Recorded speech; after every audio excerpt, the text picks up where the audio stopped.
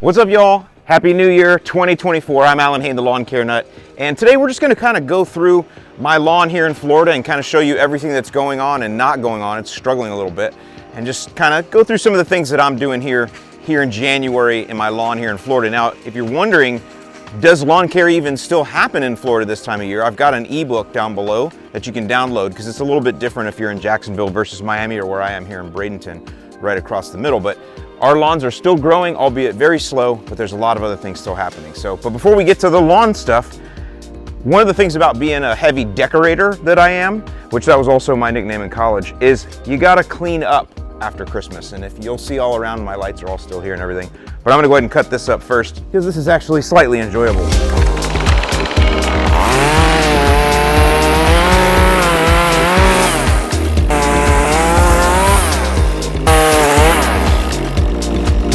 I wish you guys could smell this. It smells wonderful. Look at how green this stayed too. Pretty cool.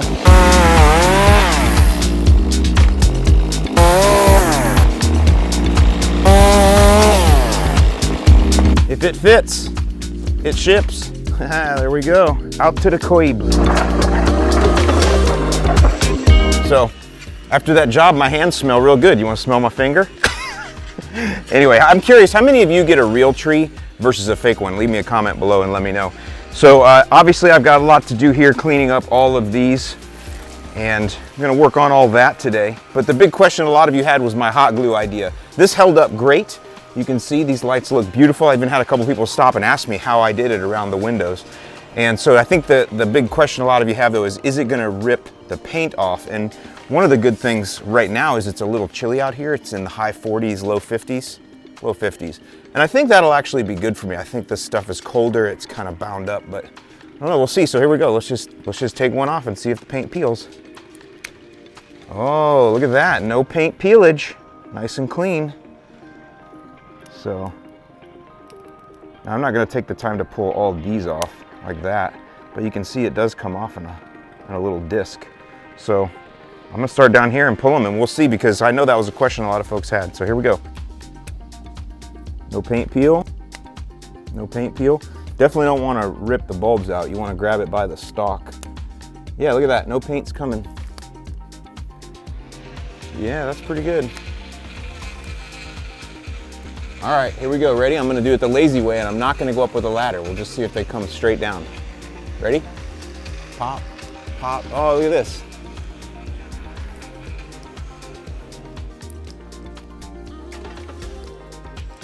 So far, so good. No paint problems.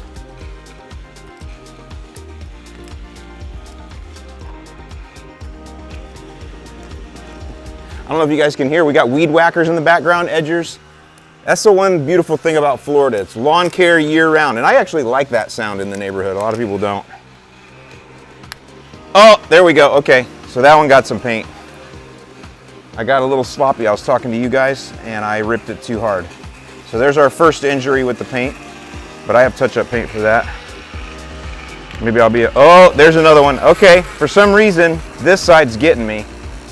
I don't know, it looked like I pulled the stucco and everything. All right, let's go a little slower. I don't know if the glue was hotter over here. Okay, that one didn't pull paint, but the paint stayed on the wall on that one, or the glue stayed on the wall. Okay, so that one came off all right. Man, oh no, look at that. And down here too, holy cow. Ooh, that's bad. Okay, well, I mean, that looks terrible. That's god awful. But you know, you gotta kind of decide, am I willing to deal with this every year? Or am I gonna have to find another solution? I mean, it wouldn't take me long to touch these up with paint, but it's pulling the stucco off too, so I could see if this happened for year after year after year, it would start to change the look of this, but okay. Well, there's the update there. I'm gonna do more videos on taking down lights. Not a full video, I'm not gonna make y'all sit through that.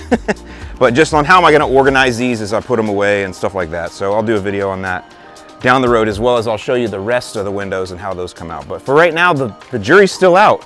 We had a small section here that ripped paint off, and then a large section all the way around that didn't. So on to the next one. All right, so now let's start talking about the lawn stuff. And we're gonna go back over here because I need to constantly reiterate this because people coming in are new.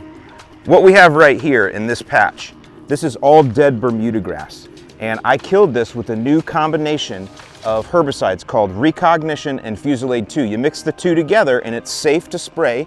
It will not kill your St. Augustine, but it will kill the Bermuda grass. Now this area here, I got a video I'll link to, but this area here is now in recovery, and we did an update on the plugs, but they're even still moving more now. It's been pretty cold. We're in the high 40s at night here, but we're getting up into the high 70s, low 80s during the day.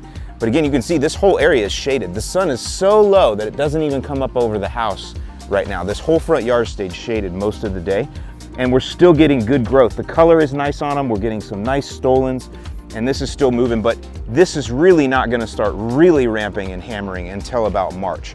But with that though, I've got some other problems that are going on here. I wanna show you those next. All right, now you're gonna hear me talk a lot about large patch disease. The name of that is Rhizoctonia. That's whatever the scientific name, Rhizoctonia. It's also called brown patch when it gets into cool season lawns in the north, but when it's in warm season lawns, it's called large patch, but it's the same thing. And there's a patch of it right here that's coming in. Now I get it every single year. It's one of those things, once the spores are in your lawn, you're gonna have outbreaks every year. You can prevent by putting down fungicides ahead of the infestation or ahead of the manifestation. But that had to be done way back in September, and I typically don't do that. I just let the large patch do what it's gonna do to the lawn. And you'll see that pretty much maybe 55 to 60% of the lawns have it. It's just one of those things. The way you'll know is it's kind of got orangey margins. I don't know if you'll be able to see it here because this patch here is a little bit more advanced, but there's a little bit of an orange tinge around the margins and the edges.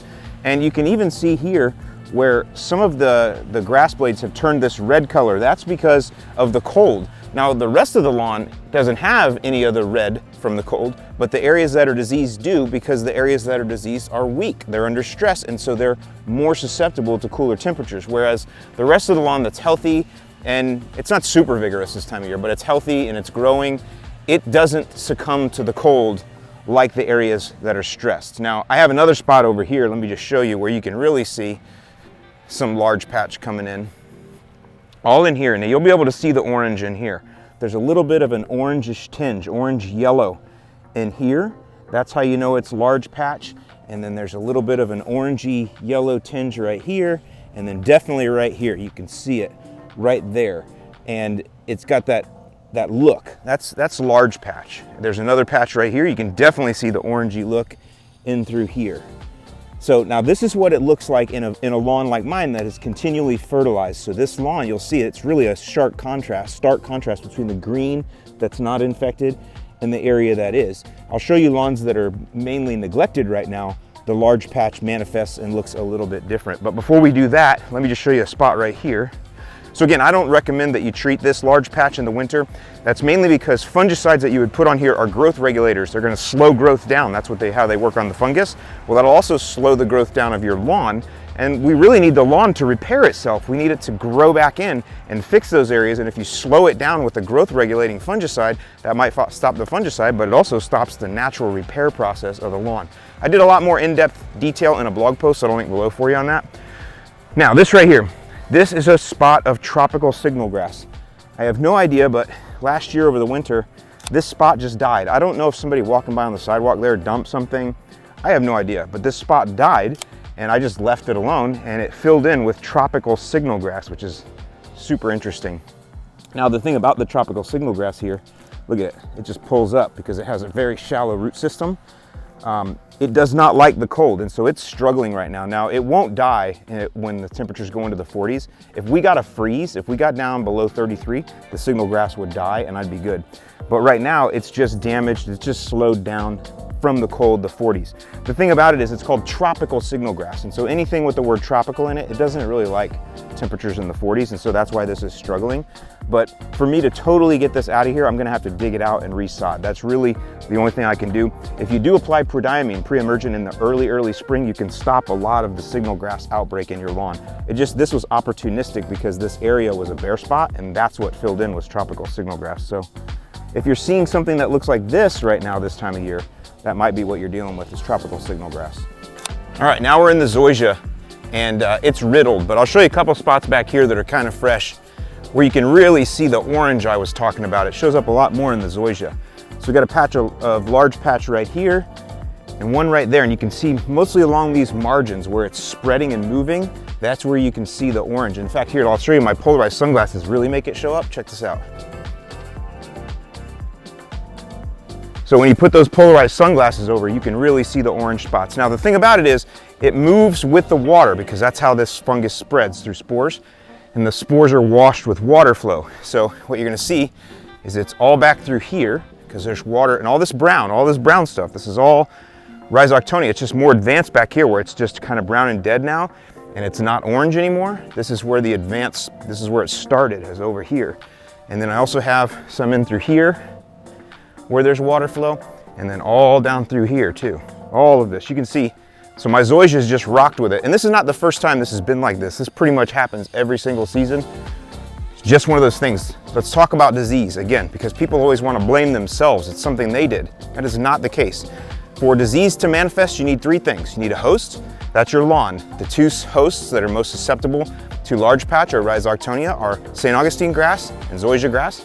You need to have the pathogen present, which it just is. It's in all the lawns here, and it doesn't go away year to year. And then the third thing you need are the right conditions. And in the winter, what we're talking about is cooler temperatures, and we're also talking about moisture. We've had a lot of rain. We actually are in a major drought here on the West Coast this year. We've had quite a bit of rain here in the winter time. So that's the three things that are needed. It has nothing to do with you or over fertilizing or anything like that. In fact, if you stop fertilizing, now you have no way to regrow at all. So that's why I recommend a little bit of a different strategy. No fungicides, but continue fertilizing to try to push this to get it to grow back in. So with that, let's go look at my neighbor's lawn, because he doesn't do any fertilizer, because I want to kind of reiterate this. He doesn't fertilize his lawn at all. I fertilized it with Flagship right after the Fert ban, so early October, and that was the last time it had anything. And let me go show you the side of his house over here. All right, so this is the side of my neighbor's house, and I've been taking care of his lawn now all year. I'm still trying to get a robot mower to put on here, one that will be reliable and work. But again, he's only had one fertilizer app that I did in October, long time ago, several months ago, and it was only 3/4 pound of nitrogen. So this is not an over-fertilized lawn, but you can see the disease is all through here, and there's a little bit over in that neighbor's too. This is a low spot. This is where water congregates on the property. This is a drainage swale, and so that's why all the disease is in here, because it just washed all the spores right through here, and it's taking place. Now, the good news about this is, when we come to the spring, and I'll show you, all of this will clear up. All of this will be repaired by probably mid to the end of March. Whenever the lawn just starts growing again, the St. Augustine grass just fills right back in. This doesn't cause any kind of long-term damage unless you completely don't fertilize at all and you don't mow properly and you don't water properly. If you neglect your lawn overall, then yes, this disease can cause long-term damage. But if you're just doing the basics, fertilizing, watering, frequent mowing, it will all come back, because St. Augustine grass is self-healing. All right, so now we're gonna move. This is Palmetto St. Augustine where we started. Now we're gonna move over here to the Floratam, because something interesting, we're still talking about this disease. This is really the big thing going on right now. The Floratam only has one small spot right there, which you can barely see, and that's where it borders the diseased palmetto over there. But that's it. Other than that, I don't have any of the Rhizoctonia or large patch anywhere here in my Floratam. Now this Floratam is about 45% Bermuda grass. This is original lawn from when I moved in like 7 years ago. And so Bermuda grass is really thick in through here, but the St. Augustine itself is not being infected. And so I just wanted to point that out. I don't know that means anything, except for in my lawn, it's not here. I will show you a little bit more signal grass back here, because I know a lot of you are seeing this. I got a few small patches over here. So you can kind of see, I know you'll be able to see it on the camera. There's like a flat spot right there. And there's like a flat spot right there. Like you can see when you film, it's a little bit different of a texture. That is tropical signal grass. So there's a little patch of it right here. And this is the same stuff that was over on the other end. Got a few patches over here on this side. I did apply prodiamine this year, but I don't know, it didn't work. It doesn't work every year, you know, things can happen. Maybe it was my fault, I did a bad application, who knows? But that's the whole thing. That's why we do double apps and all kinds of stuff. But again, I've got a little bit of outbreak over here, so I'm gonna need to do some selective surgery. And basically what I'll do Not now, I'm doing it now to show you guys, but when we get to the growth period where I know that this St. Augustine is more vigorous, because right now I'm only cutting every like 3 weeks. So it's not vigorous enough to fill anything in, but when it does, I'll come in and I will literally just hand pull the spots of signal grass, just hand pull, and then allow the St. Augustine grass to just kind of fill back in and take over. That's the best way to do these little spots that are all through here when you have them like that.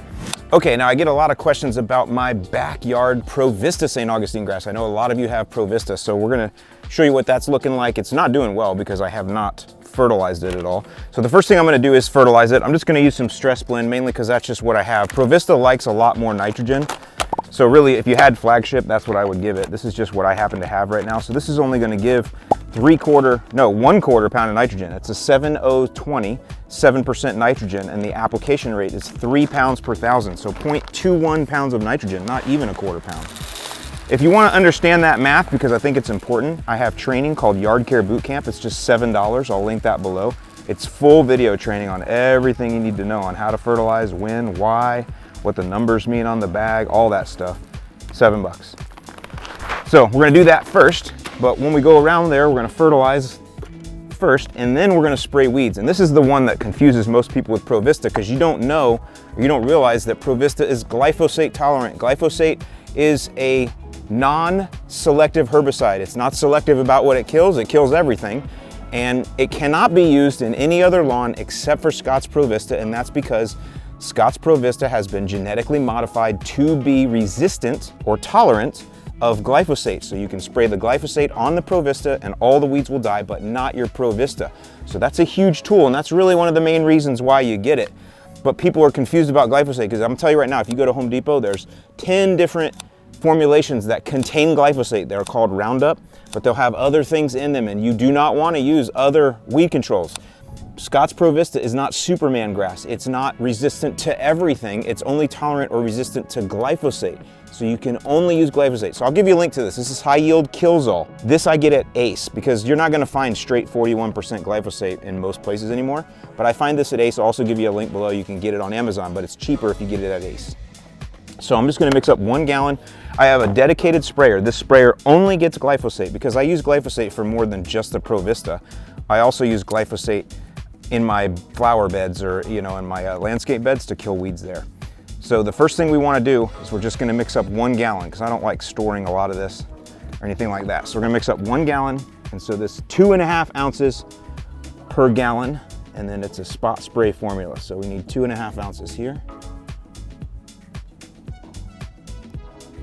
of the concentrate.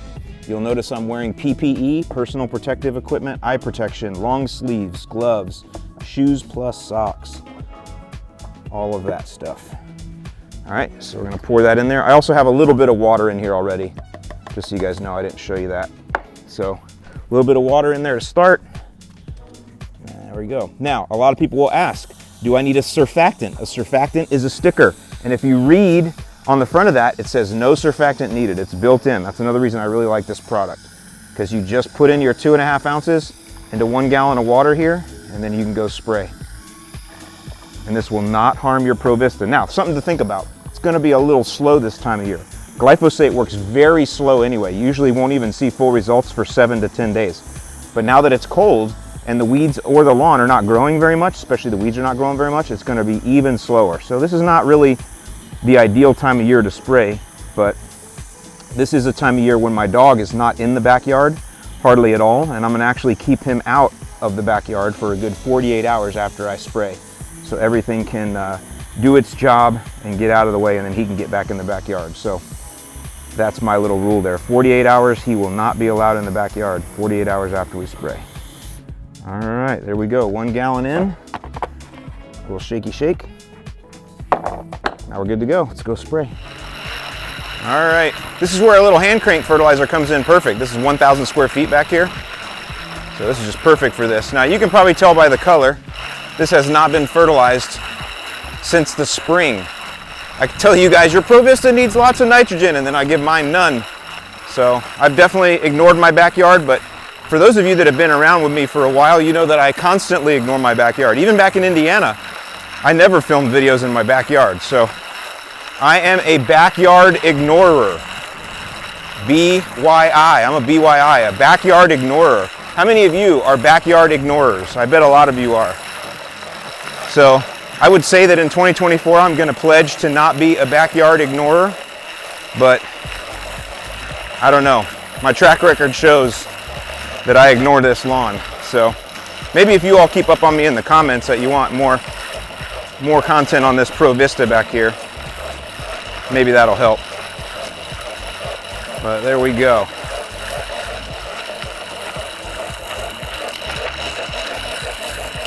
Can we do a circle dance with this? You guys remember the circle dance? Woo! All right. So we did the dry stuff first. It makes sense, right? Because the next thing I'm gonna do is spray weeds. I don't want to walk on the wet stuff. So you do the dry first, the fertilizer. Then you do the weed control. Now we're not gonna water this in either. We need to let this sit for 24 hours before we can water. So we'll water it in tomorrow. All right, put on some fresh gloves here. Gonna spray these weeds. And again, this glyphosate's gonna take a good 10 days really to kill them. Very slow to work, especially when it's cold out. So I'm spraying to coat the weeds until they're wet. And pretty much most of what I'm dealing with here is dayflower. That's like 99% of what's in here. Might be a little Florida pusley, but it's mostly spreading dayflower, which has been a problem for me for a long time here. Yeah, it's real concentrated down through here. But I haven't sprayed weeds here all year either. So in this case, do as I say, not as I do, because I'm a backyard ignorer for sure. I do see there's a little bit of wild Bermuda in here too, which will die with this, which is great. It's one of the other advantages to ProVista is you can keep that wild Bermuda out of your lawn as well. And glyphosate's a lot cheaper than the alternative we mentioned earlier, which is the Fusilade mixed with the Recognition. Again, I'll link to that video below. That is now a solution for these problems. However, it's an expensive solution, and as you'll see in the videos, I don't know. Something to consider anyway. This glyphosate's cheap and easy. All right, spot sprays are done. We'll revisit this in a couple of weeks and we'll show you how it turned out. Now let's go take a look at the back porch. Let me show you some of the other fun projects I'm doing that aren't related to lawn care. All right, so I'm gonna start doing some content on houseplants, because what you guys don't know is a lot of what you call indoor houseplants where you live are actually grown outdoors here. And in the summer, you can move them out. And then in the winter, you can take them in. And I have a feeling that a lot of you are into houseplants because I'm definitely intrigued by them. So anyway, I've got a little thing here going already, a pot. This has got some succulents in it here that are kind of doing really, really well. I got some pups coming out right there. And then I have this desert rose in the middle, which has this swollen caudex, they call that. Not that I'm smart or I'm any kind of botanist. I just watch a lot of YouTube videos like you do. But these are really cool because you can turn them into a bonsai form. And in fact, we're at a point, there's no flowers on this because we're in the winter. We're at a point where I'm gonna need to cut it way back. And so we're gonna do some bonsai stuff with that, as well as jade. I've got a nice jade plant right here that's growing that needs to be, I need to get some more soil in there and raise it up and turn that into a bonsai. Jade is another succulent that you guys can get at every Home Depot across America and grow. So some fun stuff there. You know, I've got some other tropicals over here that I'm messing around with. Some Dracaena right here. I really like these bromeliads. I think these are just gorgeous. Look at these. So I've had to take these in at night and make sure they don't get too cold. But we're gonna do some stuff with those. And overall, just lots of neat stuff. Air plants. Look at these. So got a little, these are called epiphytes. That's what an air plant is. And so there's actually huge places here where you can go and they grow epiphytes. But you can get those in Home Depot and Lowe's too. And so I made that little cool, whatever, sculpture there. So pretty cool stuff. So I got a lot of things that I'm gonna be doing there. You can see I got a lot of plants over here. For my Aussie friends, you guys love your tree ferns. Super slow grower, but just beautiful. I mean, I just think that's just so cool looking. Can handle some shade as well. And I got another jade here. So lots of fun stuff we're gonna be doing. And yeah, talking about that as we go too. So I hope you guys will enjoy that content as I try to bring out a little bit more of my creative side and do a little bit more than just lawns. All right, y'all, so there you go. There's everything that's going on in my lawn. You can see that I experience a lot of the same problems that you do. My lawn is not perfect all of the time.